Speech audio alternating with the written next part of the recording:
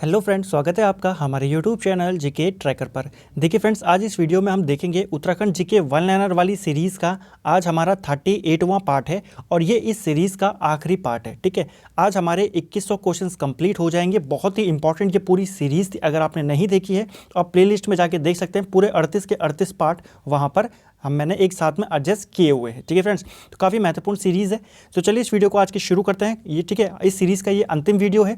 इसके बाद इसकी पीडीएफ आपको कब और कहाँ मिलेगी वो मैं आपको आगे बता दूंगा। ठीक है, जो पहले से सीरीज़ को फॉलो करते हुए आ रहे हैं उनको पता है इसकी पीडीएफ कहाँ मिलेगी। ठीक है फ्रेंड्स, तो चलिए इस वीडियो को शुरू करते हैं।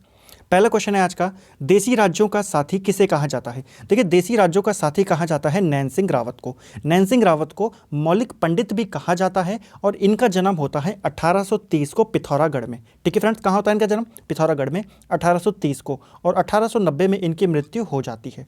इन्होंने एक महत्वपूर्ण पुस्तक लिखी है जिसका नाम है अक्षांश दर्पण। कई बार नाम पूछ लिया जाता है कि अक्षांश दर्पण नामक पुस्तक किसने लिखी है? ये लिखी है नैन सिंह रावत ने। इनको कंपेनियन ऑफ इंडियन एम्पायर की उपाधि भी दी गई थी। देखिए, जो ब्रिटेन सरकार थी उसकी तरफ से इनको ये उपाधि दी गई थी। एक और चीज़ आपको ध्यान में रखना है, मैंने आपको पहले ही बता दिया कि इनको मौलिक पंडित भी बोला जाता है। ठीक है फ्रेंड्स, इनके ऊपर एक किताब लिखी है द पंडित नाम से, वो लिखी है डेरिक वॉलर ने। ठीक है, तो द पंडित जो किताब है ये किसके ऊपर लिखी गई है? नैन सिंह रावत। और किसने लिखी है? डेरिक वॉलर ने। ठीक है, इन्होंने जो तिब्बत या लहसा का जो मार्ग था उसका सर्वेक्षण किया था और ऐसा करने वाले ये पहले व्यक्ति थे। ठीक है, तो काफ़ी महत्वपूर्ण, ये काफ़ी प्रसिद्ध एक सर्वेक्षक थे। ठीक है फ्रेंड्स, दूसरा प्रश्न देखते हैं, देहरादून में मालसी डियर पार्क की स्थापना कब की गई? तो मालसी डियर पार्क ये कहाँ स्थित? ये है देहरादून में और 1976 में इसकी स्थापना की गई थी। ठीक है फ्रेंड्स, अगला है, अंग्रेजी में लिखी गई गढ़वाल पेंटिंग पुस्तक के लेखक कौन है? देखिए, एक पुस्तक आती है गढ़वाल पेंटिंग, हमको पता है वो लिखी है मुकुंदी लाल ने। ठीक है, बैरिस्टर मुकुंदी लाल ने। लेकिन ये पूछ रहा है जो इंग्लिश में लिखी गई है गढ़वाल पेंटिंग उसको किसने लिखा है? तो वो लिखी है बी आर्चर ने। ठीक है फ्रेंड्स, आपको ध्यान रखना है, दो गढ़वाल पेंटिंग के नाम से बुकें हैं, एक हिंदी में एक इंग्लिश में। हिंदी पूछेगा बैरिस्टर मुकुंदी लाल और अगर अंग्रेजी पूछेगा तो वी आर्चर। अगला है, प्रकटेश्वर गुफा कहाँ स्थित है? तो अच्छी गुफा है, काफ़ी प्रसिद्ध गुफा है प्रकटेश्वर गुफा और इसकी लोकेशन है उत्तर काशी में। पांचवा प्रश्न है, प्रसिद्ध बंसी नारायण मंदिर कहाँ स्थित है? तो देखिए, बंसी नारायण मंदिर सभी को पता है कि बद्रीनाथ के समीप ये चमोली जनपद में स्थित है। यहाँ पर उर्गम घाटी, कई बार क्या होगा कि पेपर में पूछ लिया जाए अगर आपसे कि बंसी नारायण मंदिर कौन सी घाटी में स्थित है, तो ये उर्गम घाटी में स्थित है। और आपको ये भी पता चल गया कि उर्गम घाटी कहाँ स्थित है, इसकी लोकेशन है चमोली में। ठीक है, बंसी नारायण मंदिर क्यों प्रसिद्ध है? देखिए, यह मंदिर साल में केवल एक दिन खुलता है, वो भी रक्षाबंधन के दिन। ठीक है, तो कौन सा मंदिर है जो केवल एक दिन खुलता है साल में? वो कौन सा मंदिर है? वो है बंसी नारायण मंदिर। और किस अवसर पर खुलता है? केवल रक्षाबंधन पर ये खुलता है। ठीक है, अगला है, नैनीताल में कुर्मांचल सहकारी बैंक की स्थापना कब की गई थी? तो नैनीताल के अंदर कुर्मांचल सहकारी बैंक की स्थापना ये 1983 में की गई थी। ये की गई थी मदन लाल शाह और चंद्रलाल शाह ठुलगरिया के द्वारा। ठीक है फ्रेंड्स, नैनीताल कुर्मांचल सहकारी बैंक। और अगर आपको पूछा जाए नैनीताल बैंक की स्थापना कब की गई थी, ठीक है, तो नैनीताल बैंक जो है इसकी स्थापना 1922 में की गई थी। ये भी आपको ध्यान में रखना है, कन्फ्यूजन नहीं होना है। ठीक है, अगला है, भोटिया जनजाति के ग्रीष्मकालीन आवास को क्या कहा जाता है? तो भोटिया जनजाति में ग्रीष्मकालीन आवास को उनके मैत कहा जाता है और शीतकालीन आवास को गुंडा या मुंसा के नाम से कहा जाता है। ठीक है, अगला है, सिराकोट का किला कहाँ स्थित है? तो सिराकोट का किला जो है इसकी लोकेशन है डीडी हाट पिथौरागढ़ में। नवा प्रश्न है आज का, रामचरितमानस में सरयू नदी को क्या कहा गया है? तो रामचरितमानस में सरयू नदी का उल्लेख किया गया है और उसको कहा गया है मानस नंदिनी के नाम से उसको पुकारा गया है। ठीक है, चंदकाल में बाजपुर का क्या नाम था? देखिए, बाजपुर को किसने बसाया था? बाज बहादुर चंद ने इसको बसाया था। और चंदकाल में इसका क्या नाम था? मुंडिया का परगना इसको बोला जाता था। ठीक है, कौन सा परगना था? ये मुंडिया का परगना इसका नाम था। अगला है, रुद्रपुर किस नदी के तट पर बसा हुआ है? तो जो रुद्रपुर है इसकी स्थापना किसने की थी? रुद्रचंद ने इसको बसाया था और कल्याणी नदी के तट पर यह बसा हुआ है। तो आपको ध्यान में रखना है, जो रुद्रपुर है ये कौन सी नदी के तट पर बसा है? कल्याणी नदी पे। और रुद्रपुर कौन से जनपद में आता है? तो ये आता है उधम सिंह नगर में। ठीक है फ्रेंड्स, अगला है, नाना साहब उडियार या धोधूपंत उडियार कहाँ या किस जनपद में स्थित है? तो देखिए, नाना साहब उडियार या धोधूपंत उडियार जो है ये स्थित है उत्तर काशी में। उडियार यानी कि आप गुफा भी बोल सकते हैं इसको। ठीक है, तो ये उत्तर काशी में स्थित है क्योंकि देखिए, नाना साहब थे कौन? ये पेशवा थे और 1857 की जो क्रांति थी तो इन्होंने कानपुर में उस क्रांति का नेतृत्व किया था। ठीक है ना, तो कानपुर में अगर आपको पूछा जाए कि 1857 की क्रांति का कानपुर में किसने नेतृत्व किया था, वो थे नाना साहब। ये उत्तर काशी भी आते हैं और वहाँ पे इन्हीं के नाम पे एक गुफा है, एक उडियार है। कौन सा है, नाना साहब उडियार या धोधुपंत उडियार, ये आपको ध्यान में रखना है। ठीक है फ्रेंड्स, 1857 की क्रांति में इनको क्या बोला जाता है, उस क्रांति का इनको शिल्पकार भी बोला जाता है, ये भी आपको ध्यान में रखना है। अगला है कुमाऊं का धृतराष्ट्र किसे कहा जाता है, तो कुमाऊं का धृतराष्ट्र कहा जाता था शक्ति गोसाई को। ठीक है, शक्ति गोसाई कौन था, ये लक्ष्मीचंद का कौन था, भाई था शायद, ये लक्ष्मीचंद का भाई था।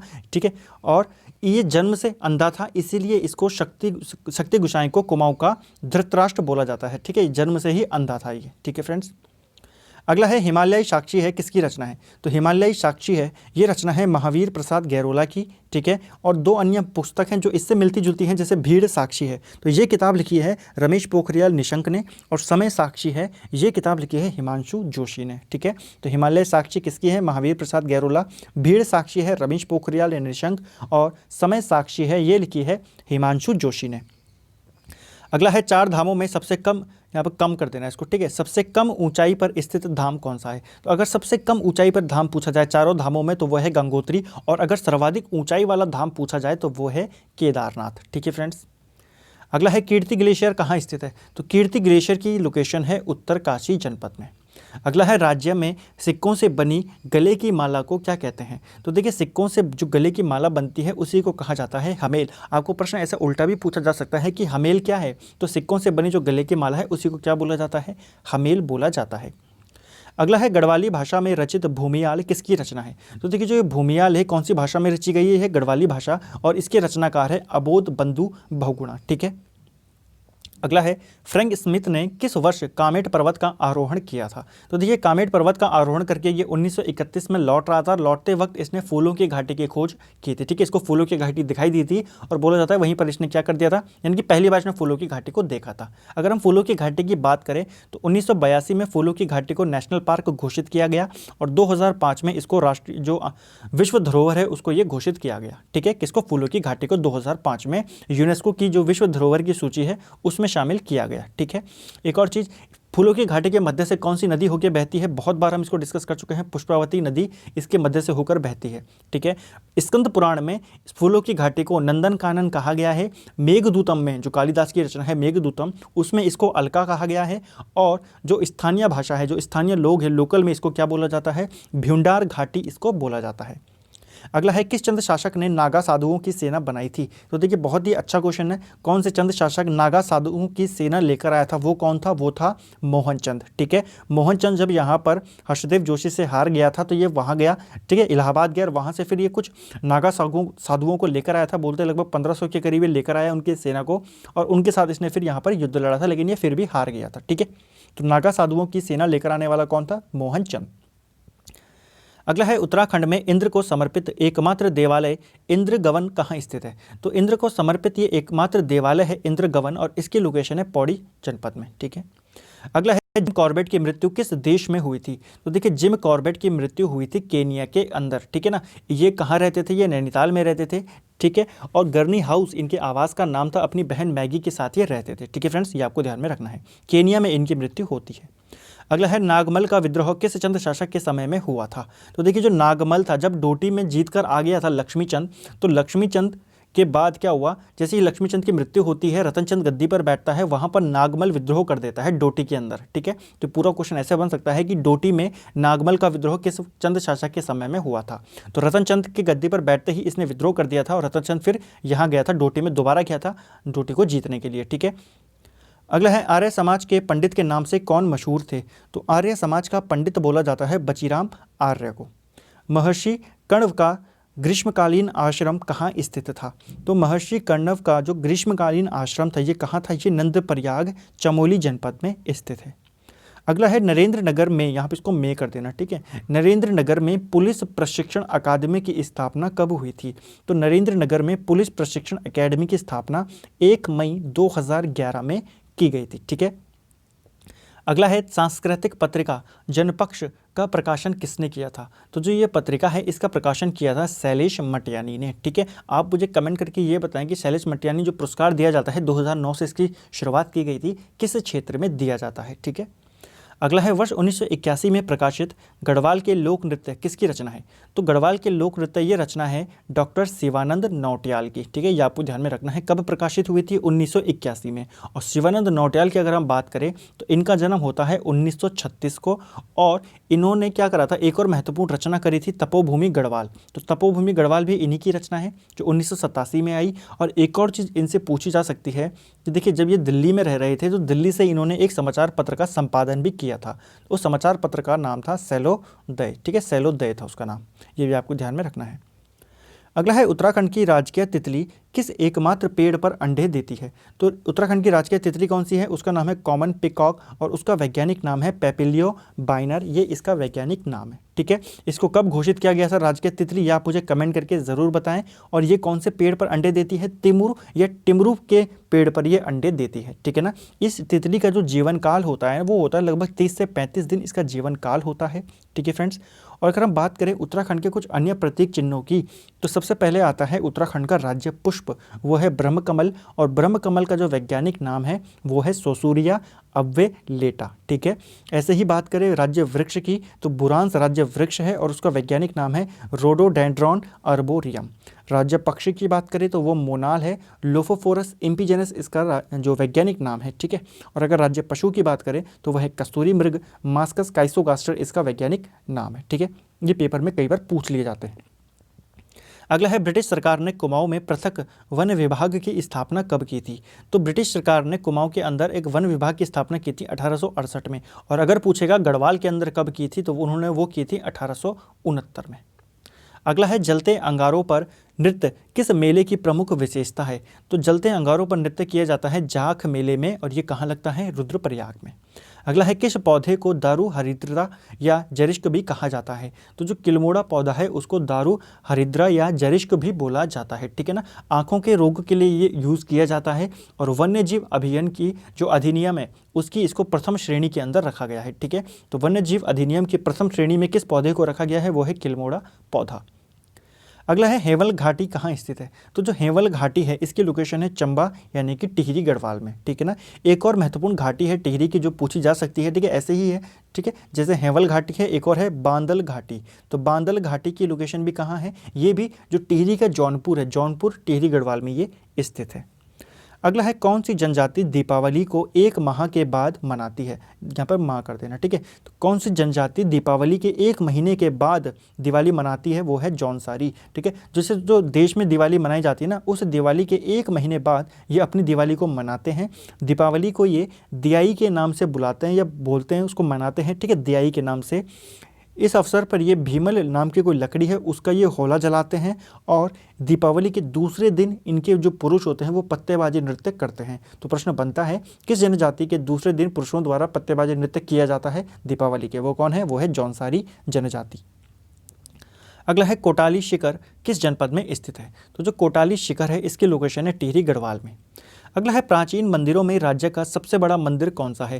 तो प्राचीन मंदिरों में राज्य का सबसे बड़ा मंदिर है गोपीनाथ या गोपेश्वर मंदिर। ठीक है, इसको रुद्र महालय मंदिर भी बोला जाता है। और इस कौन सी शैली में ये बना है? तो ये हिमाद्री शैली में बना हुआ है। ठीक है फ्रेंड्स। और जो 4वीं सदी में इसको बनाया था गणपति नाग ने, ये भी आपको ध्यान में रखना है। ठीक है, किसने बनाया था? गणपति नाग ने इसको बनवाया था। ठीक है। अगला है रहाली और खलिया बुग्याल कहाँ स्थित है? तो देखिए, रहाली या खलिया टॉप बुग्याल भी इसको बोला जाता है। इसकी लोकेशन है पिथौरागढ़ में। खड़गाभूत देवता किस जनजाति से संबंधित है? तो खड़गाभूत देवता का संबंध है थारू जनजाति से। ठीक है। बौराणी मेला किस स्थान पर लगता है? तो बौराणी मेला लगता है बौराणी नामक जगह पर, जो कि कहाँ आता है? पिथौरागढ़ में। तो यानी कि बौराणी मेला किस जनपद में लगता है? ये लगता है पिथौरागढ़ में। फ्रेंड्स, अगर आपको वीडियो अच्छी लगे वीडियो को लाइक ज़रूर करें, और इसकी कंप्लीट पीडीएफ को आप हमारे टेलीग्राम चैनल से डाउनलोड कर सकते हैं। वहाँ पर मैं 1-2 दिनों में इसको अपलोड कर दूंगा, क्योंकि काफ़ी सारे पार्ट्स हैं, 38 पार्ट्स हैं। सबको जोड़कर किसी में कुछ मिस्टेक्स थी उनको करेक्ट करके बहुत जल्दी मैं इसको वहाँ अपलोड कर दूंगा। अब वहाँ से इसको डाउनलोड कर सकते हैं। कंप्लीट पीडीएफ होगी जिसके अंदर पूरे 2100 क्वेश्चंस होंगे। ठीक है फ्रेंड्स, तो आप वहाँ से इसको डाउनलोड कर सकते हैं। और अगर आपको अच्छे से समझना है तो आप पूरी प्लेलिस्ट को देख सकते हैं, क्योंकि इसके अंदर मैंने काफ़ी एक्स्ट्रा फैक्ट भी बताए हैं जो पीडीएफ में आपको नहीं मिलेंगे। ठीक है फ्रेंड्स। अगला है गढ़वाल क्षेत्र में बैसाख के महीने में गांव को बचाने हेतु मनाया जाता है कौन सा त्यौहार? वो है सारा त्यौहार। ठीक है ना। गांव को बीमारियों से बचाने के लिए, गांव को सुरक्षित रखने के लिए गढ़वाल क्षेत्र में कौन सा त्यौहार मनाया जाता है? वो है सारा त्यौहार। अगला है हिमालय की यात्रा पुस्तक के लेखक कौन है? तो हिमालय की यात्रा जो ये किताब है ये लिखी है काका साहब कालेलकर ने। अगला है भोटिया एवं हुणिया पर सिरती कर लगाने वाला चंद शासक कौन था? तो देखिए चंद्रवंश की अगर आपने वीडियो नहीं देखी है तो आप उसको प्लेलिस्ट में जाके देख सकते हैं, उत्तराखंड का इतिहास के अंदर वो आपको मिल जाएगी। कंप्लीट वीडियो है 1.5 घंटे की लगभग वो, ठीक है। तो उसमें मैंने आपको बताया है कि भोटिया लोग जो थे या हुणिया लोग जो थे ये मानसरोवर यात्रियों को काफ़ी परेशान करते थे। तो जब ये बात बहादुर चंद को पता चली थी तो उसने इनको पराजित किया था, तागल खाल में कब्जा किया था और इनके ऊपर उसने सिरती नामक कर लगा दिया था, ठीक है फ्रेंड्स। सिरती कैसा कर था? नगद कर था। और इसकी शुरुआत किसने की थी ये आप मुझे कमेंट करके जरूर बताएं, ठीक है फ्रेंड्स। अगला है कारछा खुंड पर्वत चोटी किस जनपद में स्थित है? तो कारछा खुंड पर्वत चोटी जो है इसकी लोकेशन है उत्तर काशी में। पिथौरागढ़ किस घाटी में बसा हुआ है? तो पिथौरागढ़ बसा हुआ है सोर घाटी में। नागणी देवी मंदिर कहाँ स्थित है? तो नागणी देवी मंदिर इसकी लोकेशन भी है उत्तर काशी जनपद में, ठीक है। अगला है 3 जिलों चंपावत, अल्मोड़ा, नैनीताल की सीमा पर कौन सा पर स्थित है? कौन? वो है देवीधुरा। देवीधुरा कहाँ पर स्थित है? ये 3 जिलों के बॉर्डर पर स्थित है, 3 जिलों के बिंदु पर स्थित है। कौन से हैं? चंपावत, अल्मोड़ा और नैनीताल में, ठीक है ना। इनमें से किस जनपद में ये आता है वो आप मुझे कमेंट करके ज़रूर बताएं। अगला है उत्तराखंड का स्विट्जरलैंड किसे कहा जाता है? देखिए यहाँ पर थोड़ा सा कन्फ्यूज़न है। उत्तराखंड का स्विट्ज़रलैंड कहा जाता है हर्षिल को, जो कि उत्तरकाशी में आता है। अगर आपको पूछा जाए कि भारत का स्विट्ज़रलैंड किसको बोला गया यहाँ पर, तो वो बोला जाता है कौसानी को, जिसको किसने बोला था? महात्मा गांधी ने। कौसानी कहाँ है? बागेश्वर में। और अगर पूछा जाए उत्तराखंड का मिनी स्विट्ज़रलैंड किसको बोला जाता है, तो मिनी स्विट्ज़रलैंड बोला जाता है चौपता को, और इसकी लोकेशन है रुद्रप्रयाग में, ठीक है। तो अगर उत्तराखंड का स्विट्ज़रलैंड बोलेगा हर्षिल, मिनी स्विट्ज़रलैंड बोलेगा उत्तराखंड का तो वो फिर है चौपता, रुद्रप्रयाग। और अगर पूछेगा भारत का स्विट्ज़रलैंड वह है कौसानी, ठीक है। किसने कहा था? महात्मा गांधी ने कहा था कौसानी को, इसलिए वो प्रसिद्ध है काफ़ी। अगला है जौनसार क्षेत्र का आधुनिक कवि किसे माना जाता है? तो जौनसार क्षेत्र का आधुनिक कवि माना जाता है रतन सिंह जौनसारी को, ठीक है। प्रथम कवि किसको माना जाता है? पंडित शिवराम कुमार, उनको प्रथम कवि माना जाता है, ठीक है, जिनकी रचना है वीर केसरी, काफ़ी प्रसिद्ध रचना है, ठीक है। अगला है कांठ गोदाम से नैनीताल तक सड़क का निर्माण किस वर्ष किया गया था? देखिए कांठ गोदाम से लेकर नैनीताल तक सड़क बनाई गई थी 1882 में। किसके टाइम पर बनाई गई थी ये? हेनरी रैमजे के टाइम पर ये सड़क बनाई गई थी। और 1884 में पहली बार रेल भी चला दी गई थी, ठीक है। 1882 में सड़क बनी, फिर 83-84 या 82-83 में जो रेल लाइन थी उसको बिछाया गया, और फाइनली 84 में क्या बनाई गई? वहाँ पर रेल चला दी गई, ठीक है। अगला है रुद्रचंद के समय डोटी का शासक कौन था? तो देखिए चंद्रवंश वाले वीडियो में मैंने आपको इसको डिटेल से बताया है।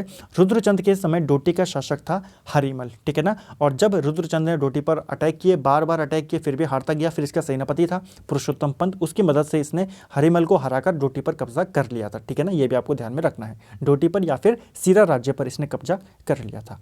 तो फ्रेंड्स ये थे हमारा उत्तराखंड जीके 1 सीरीज़ का आज हमारा 38 पार्ट था, और ये हमारा इस सीरीज़ का अंतिम पार्ट था, ठीक है। आने वाले टाइम पे आपको बहुत अच्छी और वीडियोस देखने को मिलेंगी। आपको बस वीडियो को लाइक करना है, शेयर करना है, चैनल को अगर आपने सब्सक्राइब नहीं किया है तो उसको सब्सक्राइब करना है, बेल आइकन को प्रेस करना है, ठीक है फ्रेंड्स, और वीडियो को आपने शेयर करना है और चैनल को सपोर्ट करना है। Thank you friends.